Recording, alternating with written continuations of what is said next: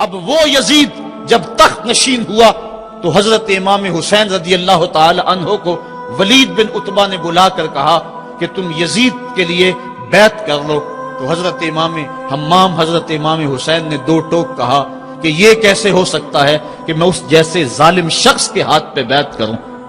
آپ یہ کہہ کے پلٹے تو مروان بن حکم نے مشورہ دیا کہ یہ موقع ہے جانے نہ دو، اگر یہ چلے گئے قابو پانا دوبارہ مشکل ہوگا، لہٰذا ابھی ان کو قتل کر دیا جائے. یہ حضرت امام حسین رضی اللہ تعالی عنہ کے کانوں میں آواز پڑی.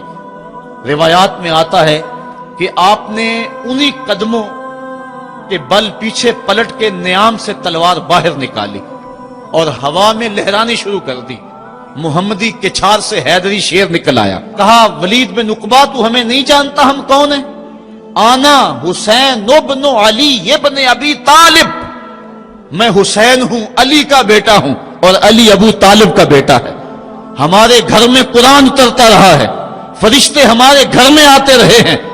وَيَزِيدُ ابن المعاویہ فاسقن فاجرن قاتل النفس مولن بالفسق شارب الخمر، اور یزید فاسق ہے، فاجر ہے، مسلمانوں کا قاتل ہے اور شراب پیتا ہے، اس لیے حسین ڈنکے کی چوٹ پہ یزید کی بیعت سے انکار کرتا ہے. حضرت امام حمام امام حسین رضی اللہ تعالی عنہ نے انکار بیعت کی وجہ بیان کر دی.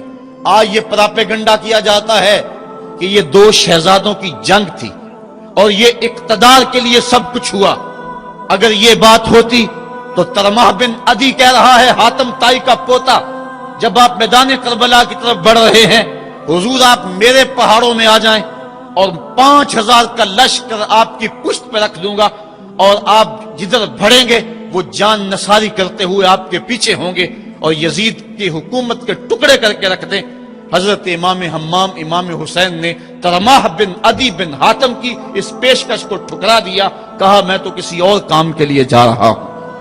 یزید کے چہرے سے اس نقاب کو نوچنا تھا، اس کے مکروہ چہرے کو لوگوں کے سامنے ننگا کر کے بتلانا تھا کہ یہ وہ شخص ہے کہ جس کے بارے میں میرے محبوب اور میرے نانا نے خبر دی ہے کہ بنو امیہ کا ایک ظالم شخص میری سنت کو بدلے گا، اور وہ سنت کو بدلنے والا یہی شخص یزید ہے. تو حضرت امام حمام حضرت امام حسین رضی اللہ تعالی عنہ، واقعہ بڑا طویل ہے. مدینہ تو رسول چھوڑا اور 8 دن حاجی مدینہ تو رسول میں رہتا ہے اور چھوڑنا قیامت سے کم نہیں ہوتا. اور حسین تو پیدا مدینے میں ہوئے تھے، ان کا مسکن مدینے میں، وہ کھیلنے کے لیے نکلتے تھے تو مسجد نبوی کا صحن ہوتا تھا. حضرت امام حسین کے گھر کا دروازہ مسجد نبوی کے اندر کھلتا تھا. وہ حسین جو مسجد نبوی میں کھیلتا رہا، حضور کے کندھوں پہ سواری کرتا رہا، اور حضور ان کو پکڑ کے اپنے پاؤں پہ اور اپنی رانوں پہ اور اپنے پیٹ پہ اور اپنے سینے پہ بٹھاتے رہے، جن کے لیے حضور خطبہ چھوڑتے رہے، سجدوں کو طول دیتے رہے. وہ حسین ابن علی آج اس شہر مدینہ کی بہاروں کو چھوڑ رہے ہیں. حضور کی بارگاہ میں آخری سلام کہہ کے اپنی والدہ ماجدہ کے حضور سلام کہنے کے بعد حضرت امام حمام مدینہ تو رسول سے مکہ المکرمہ گئے. وہاں پہنچ کے آپ نے ماہ شعبان، ماہ رمضان، ماہ شوال اور ماہ ذیقعد اور ذی الحج کے کچھ دن گزارے. 2 ذی الحج کو، یا ایک روایت میں 7 یا 8 ذی الحج کو پھر شہر مکہ بھی چھوڑ دیا. قصہ طویل ہے کہ 150 خطوط تھے کوفیوں کے، جنہوں نے لکھا تھا کہ ہمارا امام کوئی نہیں، آپ آئیں اور ہم آپ کی قیادت کے اندر حق کا علم لہرانا چاہتے ہیں. صحابہ نے ان کی بے وفائی اور بے مروتی کا تذکرہ کیا تو حضرت امام حمام نے فرمایا میں جانتا ہوں ان کے رویوں کو، لیکن اب انہوں نے چونکہ مجھے خط لکھے ہیں اور اگر میں نہ گیا تو وہ قیامت کے دن کہیں گے کہ مالک ہم نے تو تیرے رسول کے نواسے کو بلایا تھا، وہ ہماری مدد کے لیے نہیں پہنچا. فرمایا اگر میں جاتا ہوں اور کلمہ حق بلند ہو جاتا ہے تو پھر بھی درست، اور اگر وہ بے وفائی کرتے ہیں اور اس رستے میں مجھے جان دینا پڑتی ہے تو پھر بھی کوئی بات نہیں، پھر بھی میں مراد کو پہنچا ہوا اپنے آپ کو پاؤں گا. آپ مکہ المکرمہ سے کوفہ کی سمت روانہ ہوئے.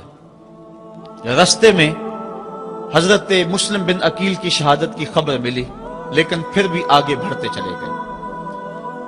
کوفہ سے 2 منزل دور حر بن یزید ریاحی 1000 کے لشکر کے ساتھ مزاحم ہوا اور آپ کو روک کر میدان کربلا میں لے گیا۔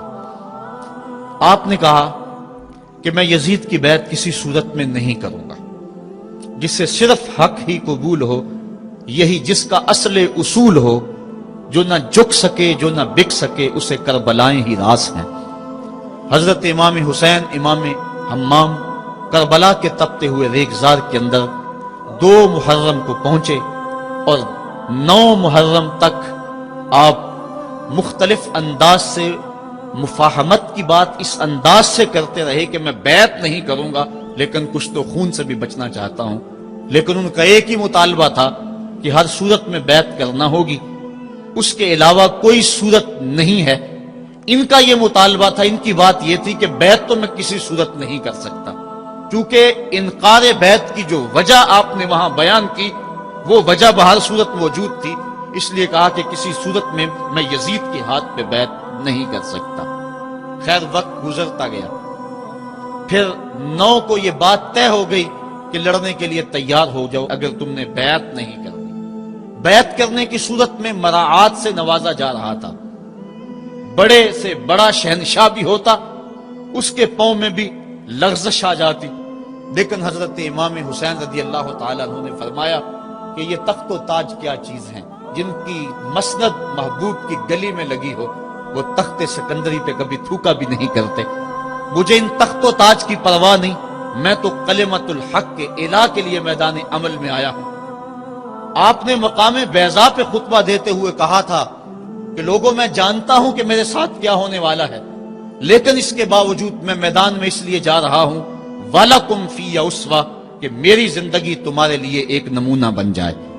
آپ نے اپنی زندگی کو قیامت تک آنے والی نسلوں کے لیے ایک نمونہ قرار دیا، اور میں نے پچھلے اجتماع کے موقع پہ کہا تھا، جو احباب پچھلے اجتماع پہ موجود تھے انہیں وہ جملے یاد ہوں گے کہ قیامت تک جبر کے خلاف جتنی بھی تحریکیں اٹھیں گی سب کا قائد حسین ابن علی ہوگا۔ انسان کی عقل اور منطق اس کو یہ دلیلیں دیتی ہے کہ تم جبر کے خلاف اگر میدان میں آئے تو کٹ جاؤ گے، ٹکڑے کر دیے جائیں گے۔ جبر سے مفاہمت کر لو، لیکن عشق سکھاتا ہے مفاہمت نہ سکھا، جبر ناروا سے مجھے، میں سر بکف ہوں لڑا دے کسی بلا سے مجھے۔ تو عشق انسان کو لڑنے کا سلیقہ دیتا ہے، محبت باطل سے ٹکرانے کا درس دیتی ہے۔ کہا میں اس کے باوجود میدان عمل میں جا رہا ہوں اس لیے کہ میری زندگی تمہارے لیے نمونہ بن جائے، اور قیامت تک لوگ میری زندگی سے راہیں تلاش کرتے کرتے میری زندگی کو نمونہ بناتے بناتے جبر کے مقابلے میں کھڑے ہو جائیں اور سرخروئی اور کامیابی حاصل پائیں۔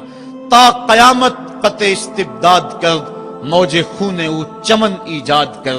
اللہ اللہ بائے بسم اللہ پدر، مانائے ذبح عظیم آیت بسر۔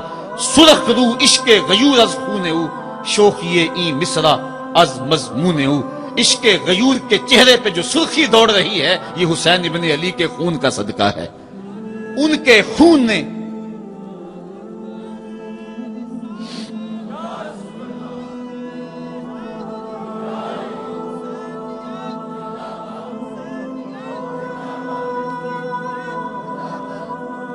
آپ نے 9 کی شب کو چراغ بجھا دیے، کہا یہ میری جان کے دشمن ہیں، تم اگر جانا چاہو تو جا سکتے ہو، میرے بعد تمہیں کوئی نہیں پوچھے گا۔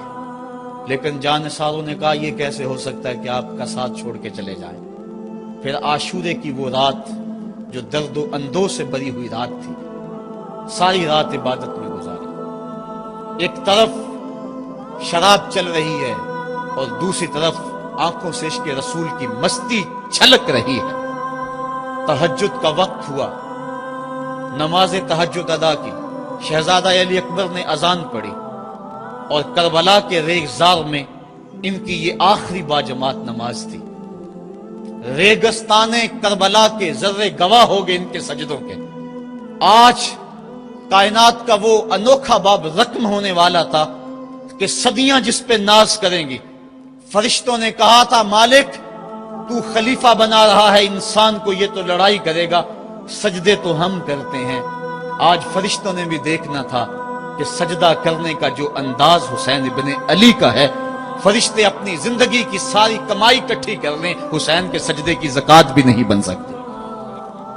جب جبر کی تیغیں چمکنے لگیں اور ایک ایک کر کے آوان و انصار جام شہادت نوش کرنے لگے، کبھی واہب شہید ہو رہے ہیں، کبھی زہر شہید ہو رہے ہیں، کبھی اون و محمد کے لاشیں گر رہے ہیں، کبھی قاسم کی جوانی لٹ رہی ہے، کبھی جواں اکبر کی آواز کربلا کے ریک زاروں میں گونجتی ہے، یا ابا ہو ادرکنی، میرے باپ مجھے پکڑیے۔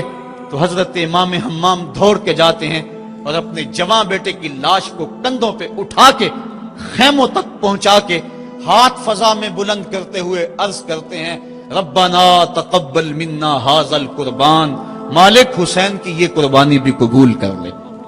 معصوم علی اصغر کو ہاتھوں میں لے کر جب سوئے فرات بڑھے اور دو شاخہ تیر ان کے حلق میں پیوست ہوا، چلو میں خون لے کر آسمان کی طرف اچھال کے کہتے تھے، مالک میری یہ کمائی تھی، یہ بھی تیرے راہ میں قربان کرتا ہوں، حسین کی یہ ننھی قربانی بھی قبول کر لے۔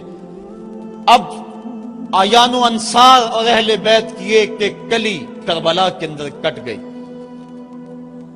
فاطمہ کا سارا چمن اجڑ گیا، مصطفیٰ کی آل میدان کربلا کے اندر کٹ گئی۔ اب امام حمام ہاتھ میں تلوار لیے میدان عمل میں آئے اور آپ نے جو آخری خطبہ دیا تاریخ کے اوراق میں موجود ہے، لوگوں میرا حسب و نسب پہچانو، میں کون ہوں، میں کون ہوں، مجھے پہچانو، جلدی نہ کرو، ناحق خون اپنے ذمے نہ لو، میں وہ ہوں جو رسول کریم کے کاندھوں پہ کھیلتا رہا ہوں اور مجھے حضور نے لوریاں دے دے کے پالا ہے، میں حضور کی زبان چوسا کرتا ہوں۔ اس وقت دنیا پر کسی نبی کی بیٹی کا بیٹا موجود نہیں، میرا حق پہنچانو۔ لیکن اشقیاء کے آنکھوں کے آگے اندھیرا تھا۔ عمر بن سعد جو رے کی حکومت کے لالچ میں سب کچھ کرنے کے لیے تیار تھا، وہ حضرت سعد بن ابی وقاص کا بیٹا ہے، اور یہ وہ صحابی ہے جن کے لیے حضور کہتے تھے فدا کا امی و ابی، اے سعد میرے ماں باپ تیرے اوپر قربان ہو۔ غزوہ احد کے موقع پہ حضور ان کے لیے کہہ رہے ہیں، لیکن آج وہی میدان میں نکلا ہوا ہے۔ حضرت امام حمام امام حسین رضی اللہ تعالیٰ عنہ پھر میدان عمل میں آئے، اور پھر دشمنان اہل بیت کے ساتھ جس جرت اور پامردی کے ساتھ آپ نے لڑائی کی، اور آپ کی تیغ براں جس طرح ان کے سر کاٹتی اور ان کا خون چاٹتی رہی، تاریخ کے اوراق میں وہ روشن باب موجود ہیں۔ آواز آ رہی تھی، یہ کون ذی وقار ہے، یہ کون شاہ سوار ہے، لباس ہے پھٹا ہوا، چھدا ہوا، کٹا ہوا، لخت لخت کٹا ہوا، پھر بھی ہے ڈٹا ہوا، یہ بال یقین حسین ہے، یہ نبی کا نور عین ہے۔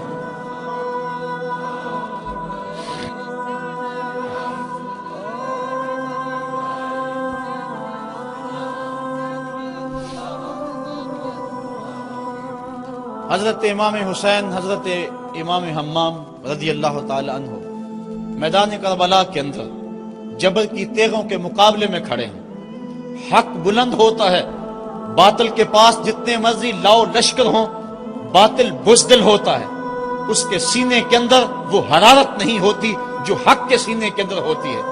ذرا غور تو کرو، 22,000 کا لشکر جرار ان کے مقابلے میں، جو محتاط روایات کے مطابق، ورنہ 82 کی روایت بھی کتب تواریخ میں موجود ہے، بلا 72 افراد جو 3 دن سے بھوکے بھی اور پیاسے بھی ہیں، ان کے لیے 22,000 کا لشکر کیا معنی رکھتا ہے۔ لیکن باطل ہمیشہ بزدل ہوتا ہے، اگر حق میدان عمل میں کھڑا ہو جائے تو کائنات کی کوئی چیز اس کے سامنے نہیں ٹھہر سکتی۔ یہ سبق حضرت امام حمام کی قربانی نے ہمیں پیش کیا۔ 72 افراد جبر کے خلاف کھڑے ہیں، 71 افراد خاک و خون میں ان کے لاشیں مل گئے۔ اب حضرت امام حسین رضی اللہ تعالیٰ عنہ میدان کربلا میں، آپ نے آخری جو خطبہ ارشاد کیا جس کے الفاظ میں نے آپ کے سامنے رکھے، لیکن انہوں نے ایک ہی بات کہی کہ آپ بیعت کریں یا میدان میں آ جائیں۔ آپ نے کہا کہ میں تو کسی صورت بیعت کرنے کو تیار نہیں۔ پھر میدان عمل میں آئے، ان کو کاٹتے رہے، پھر گھوڑے کو ایڑ لگائی اور فرات کی لہروں میں آئے، پانی کا چلو بھرا اور لشکر اشقیاء کی طرف دیکھ کے کہا کہ تم نے میرے لیے پانی بند کیا، دیکھو آج حوض کوثر پہ بھی حسین کا قبضہ ہے، فرات کی لہروں پہ بھی حسین کا قبضہ ہے۔ لیکن آپ نے اس کے باوجود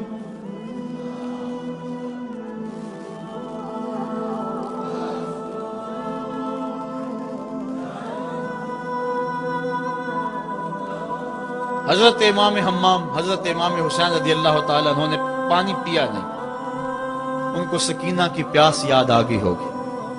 جس طرح حضرت علی اصغر پیاس سے شہید ہوئے وہ منظر یاد آ گیا ہوگا، اور دوسری بات یہ تھی یہ امتحان تھا، اس لیے حضرت امام حمام نے پانی نہیں پیا، لیکن ان کو بتلانا مقصود تھا کہ اگر میں چاہوں تو یہ پانی پہ قبضہ کر سکتا ہوں، اور پھر یہ ساقی حوض کوثر کے نواسے ہیں، اگر یہ اشارہ کرتے تو کوثر کی نہریں چھلک کے کربلا کے میدان میں آ جاتی، لیکن امتحان دینا مقصود ہے۔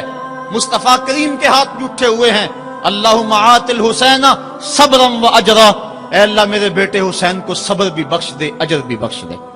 حضرت امام حمام رضی اللہ تعالیٰ عنہ جبر کے مقابلے میں ڈٹے ہوئے ہیں، آپ کی تیغ برّاں ان کا خون چاٹتی رہی، پھر انہوں نے یک بارگی آپ کے اوپر حملہ کر دیا۔ حضرت امام حمام نے اس حالت کے اندر بھی اپنی زبان کو روکا اور زبان سے ہائے تک نہیں کی۔ آج شہادت حسین کو تماشا بنا کے رکھ دیا گیا ہے، اس انداز کے اندر اس شہادت کو بیان کیا جاتا ہے جس طرح وہ ترلے اور منتیں کر رہے تھے، پانی پانی کی صدائیں ان کے لبوں پہ تھی۔ نہیں، ایسا نہیں تھا، زخم پہ زخم کھا کے جی، خون جگر کے گھونٹ پی، آہ نہ کر لبوں کو سی، یہ عشق ہے دل لگی نہیں۔ جب محبت کا دم بھرا ہے تو سب کچھ کٹانا ہوگا اور کٹا کے بھی مسکرانا ہوگا۔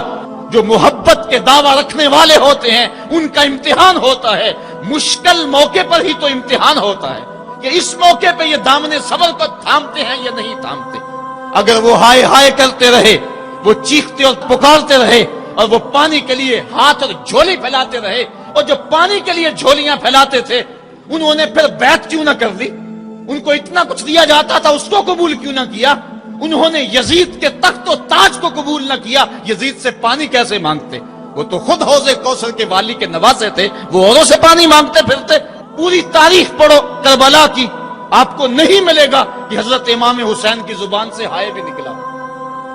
آپ نے ہر مشکل موقع پہ صبر کے دامن کو تھاما ہے، اور ہر قربانی پیش کرنے کے بعد ہاتھ اٹھا کر یہی کہا، ربنا تقبل منا ھذا القربان، مالک حسین کی یہ قربانی بھی قبول کر لے۔ اس کا یہ مطلب نہیں کہ یہ دکھ کم تھے، اس کا مطلب یہ نہیں کہ مظلومیت نہیں تھی، وہ مصیبتیں تو اتنی تھی کہ پتھر کا کلیجہ بھی شک ہو جائے، کائنات کا کلیجہ چاک چاک ہو جائے، لیکن اس کے باوجود چونکہ ان کے صبر کا امتحان تھا، اور جب آپ کے اوپر پہم تیر برسنے لگے، محتاط روایات کے مطابق 33 زخم تلواروں کے آپ کے بدن پہ تھے، اور 34 گھاؤ نیزوں کے آپ کے جسم پہ تھے، بلکہ بہت سارے نیزوں کی انیاں ٹوٹ گئی تھی جسم میں۔ حضرت امام حسین رضی اللہ تعالیٰ عنہ کا جب پیراہن اتارا گیا اور اس کو جب دیکھا گیا تو 113 سوراخ اس میں تیروں کے تھے، اور گھوڑے کی زین سے جب فرش زمین پر گرے وہ تیر جسم میں اور پیوست ہو گئے۔ گھوڑے کی زین سے فرش زمین پر جب آنے لگے تو کافی عرصہ لگ گیا، چونکہ برچھیوں کی نوکوں پر آپ کتنی دیر تک معلّہ رہے۔ اس وقت گھوڑے کی زین سے فرش زمین پر آئے اور کربلا کی اس تپتی ہوئی ریت کے اوپر پیشانی رکھی، فوارے پھوٹ رہے تھے، کائنات دم بخود تھی، چرخ کہن کانپ رہا تھا۔ آج تک آسمان نے ایسا منظر نہیں دیکھا تھا، آج تک حوروں نے ایسا منظر نہیں دیکھا تھا، سورج بھی منہ چھپا رہا تھا عاشورے کے دن، یہ منظر اس سے بھی نہیں دیکھا جا رہا تھا۔ ریت کربلا کی کپ کپا رہی تھی، دشمنوں کے نرغے میں مصطفیٰ کا نواسا 3 دن کا پیاسا تیروں اور نیزوں کی برسات کے اندر نے پیشانی سجدے میں رکھ دی، اور آخری کلمات یہ تھے، اللہم رضن بقضائک وصبرا علی بلائک تسلیما لامرک سبحان ربی العالی۔ مالک، جو دکھ آئے، اذیتیں آئیں، مصیبتیں پہنچی، امتحان آیا، حسین اس پہ راضی ہو گیا، تیرے امر کو تسلیم کر لیا، تیری رضا پہ راضی ہوا، سب کچھ قربان کرنے کے بعد مالک حسین تیری تقدیر پہ راضی ہے، مالک تو بھی بتا، تو بھی حسین پہ راضی ہوا ہے یا کہ نہیں ہوا ہے؟ تو حضرت امام حمام کا سر اس وقت تن انور سے جدا کر لیا گیا جب آپ سجدے کے اندر جھکے ہوئے تھے، سجدے میں سر جھکا ہوا تھا کہ دست قاتل نے جدا کر دیا۔ ایک شخص حرم کعبہ کے حج کے لیے آ رہا تھا، لبیک اللہم لبیک کی صدائیں اس کے لبوں پہ تھی کہ اس کی شہادت ہو گئی، وہ فوت ہو گیا۔ آقا کریم کو خبر دی گئی، حضور فرمایا کل جب قیامت کا دن ہوگا تو جب یہ اٹھے گا تو جس حالت میں فوت ہوا اس حالت میں اٹھے گا، اس کے لبوں پہ لبیک کی صدائیں ہوں گی۔ حسین ابن علی کا جب سر کٹا اور جب جسم سے تن انور سے ان کا سر انور جدا ہوا، اس وقت سر سجدے میں رکھا ہوا تھا۔ بندہ جس حال میں جاتا ہے قیامت کے دن اس طرح اٹھایا جاتا ہے۔ باقی لوگ قبروں میں اور انداز میں اٹھیں گے، حسین جب قبر سے اٹھے گا سر سجدے میں رکھا ہوا ہوگا۔ قیامت تک حسین نماز میں ہے، قیامت تک حسین نماز میں ہے، قیامت تک حسین سجدے میں ہے، قیامت تک حسین کا سر اللہ کے حضور جھکا ہوا ہے اور وقت کے یزیدوں کو للکار رہا ہے۔ وقت کے یزیدوں، تم اپنے اپنے دور میں پر پرزے نکالتے رہو گے، لیکن حسین کا سر اور حسین کے ماننے والوں کا سر کبھی بھی تمہارے سامنے نہیں جھکے گا۔ حسین کا سر کل بھی خدا کے سامنے خم تھا اور آج بھی خدا کے سامنے ہی سر خم ہے۔ تو حضرت امام حسین رضی اللہ تعالیٰ عنہ کا سر اس وقت کاٹا گیا۔ پھر